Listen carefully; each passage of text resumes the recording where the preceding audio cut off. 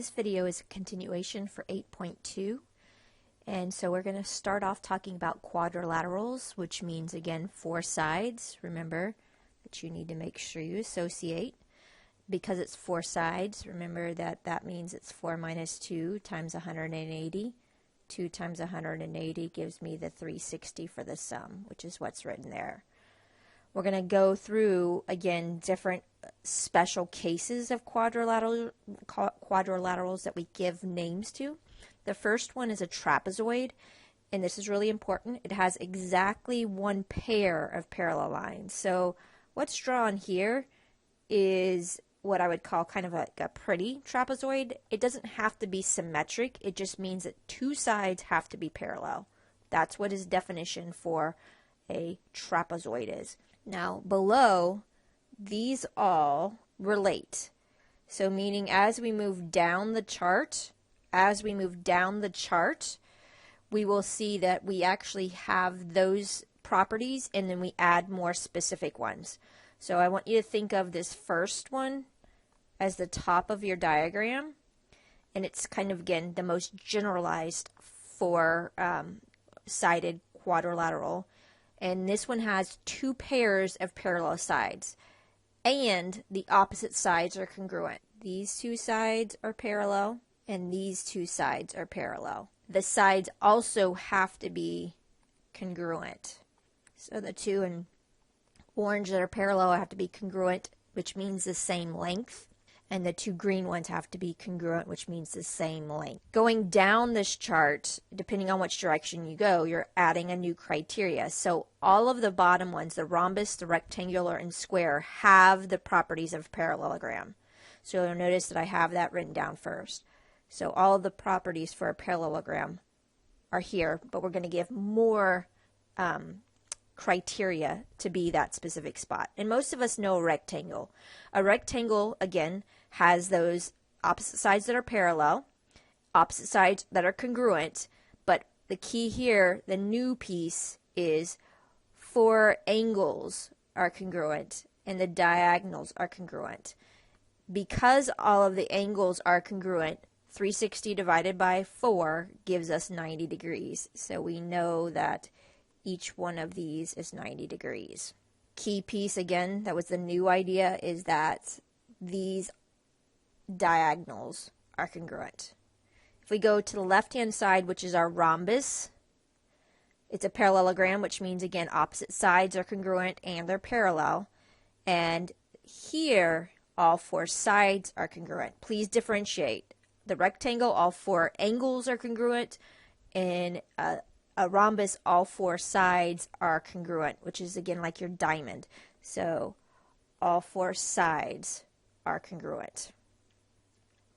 The bottom one is our most specific one, which takes into consideration all 3 of the above pieces. So it's a parallelogram, opposite sides are parallel and congruent. It's a rectangle, which means the 4 angles are congruent, which is 90 degrees. And it's a rhombus, which means all 4 sides are the same length. I like to think of it as a chart. You can also memorize the definitions. Now we're going to go to looking at, again, different figures. They can be triangles, they can be rectangles, they can be quadrilaterals, but they can be more than that.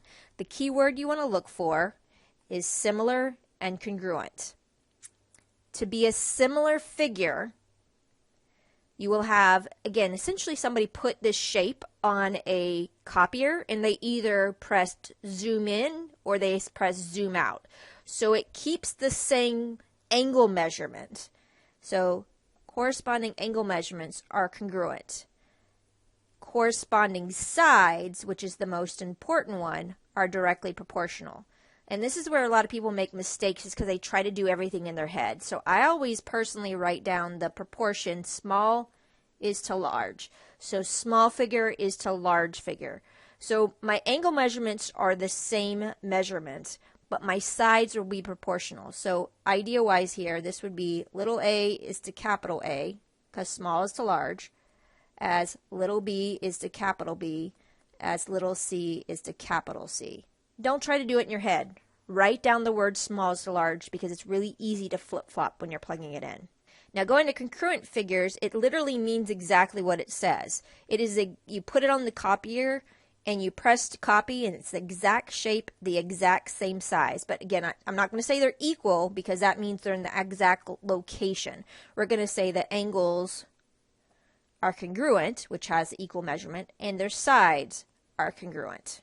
They may be flipped on the side, but their angle measurements have the same measurement and their sides have the same measurement. And last one is for a triangle. It's your Pythagorean theorem, which we should have done in many other ones. This is a right triangle, so it has to have that right angle in it. And so this one's easy to miss here. C is my hypotenuse, and that's really important. I'm probably not spelling that right. And it's always across from your right angle.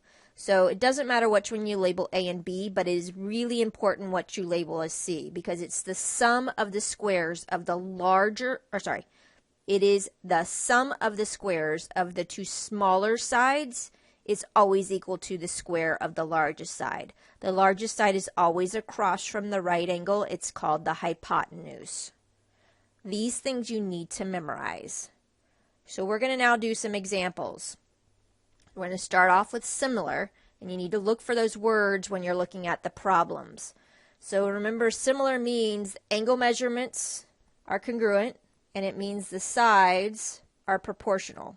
We're going to do small is to large. I always write that down first. We always are given at least one pair directly, so that means the 10 is to 25, because the 10 is in the small, which relates to the 25. And be careful, the 20 is in the small, the X is in the large. So we're going to now take this piece and cross multiply to solve this, which gives us cross multiplying 10 times X, 20 times 25, which should give us 500. We divide both sides by 10, and we should get 50. This side right here is 50. Sometimes they'll ask you for more than one side. Sometimes they'll ask you for an angle. Make sure you're comfortable. Number 2, we're also dealing with a similar figure. Start with the sides, smallest to large, and notice the angle measurements doing it is how we know what lines up. This angle here goes with angle D, which means the 6 goes with the 8. 6 is to 8. We always will be given one ratio. And now we're going to look at X, which goes with the 6. So we have X over 6. So this is my proportion I've set up. I'm going to cross multiply to solve. This is going to give me 36 equals 8X. Divide both sides by 8.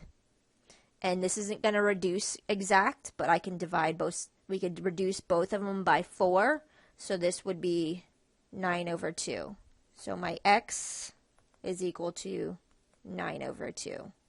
You do want to simplify it as far as you can go fraction-wise, but if it does ask for a decimal, please look at the answer blank behind in my math lab, and it will tell you if it wants an exact answer, which would be the 9/2, or if it wants you to do a decimal, which actually in this case would also be an exact. But look to see, does it say fraction or decimal? So we have one more piece to find off of this chart. The 14 goes with the Y. So I'm still going to start with smallest to large. And we know, again, 6 is to 8, because that's the red piece that was given to me. This is always what we're going to use to start, that ratio. And now we're going to use Y is to 14. Be careful. Y is in the small. It doesn't just go on the top. It's whatever one's the small. And the 14 goes on the bottom. So we're going to, again, now cross multiply. And we're going to get 6 times 14 is 84 is equal to 8Y. So Y is equal to 84 divided by 8, because we divide both sides by that 8 to clear it. Both of these are reduced by 4. That gives me 21 over 2.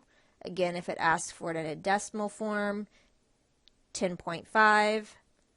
If it asks for an exact fraction form, you are expected to simplify it. So one more problem, which is an application. I think it helps to sketch out these applications. 6-foot person casts a 10-foot shadow. You'd have your 6 foot. The shadow is on the bottom, which is 10. So this is going to create a triangle. Then we have a shadow of a building that's 50 foot tall. So this is my bigger triangle. And again, it's not to scale, but the height is 50. We want to know the shadow, which is the horizontal distance. So I'm going to call that X. So again, we have here smallest to large. I'm going to circle them to make sure you understand what's matching. And any of these types of ideas that helps you. The 6 is to 50. That's the ratio they gave me. The 10 is to X. The 10 is in the small. The X is in the large. Cross multiply. I get 6X equals 500. We divide 500 by 6. And in this case, we could reduce both of them by 2. This would give me 250 divided by 3. This one will most likely, because it's a word problem, will ask for an approximation. So if I said round it to the nearest tenths place, that is 1 decimal place. Put it in your calculator. You should get 83.3 feet.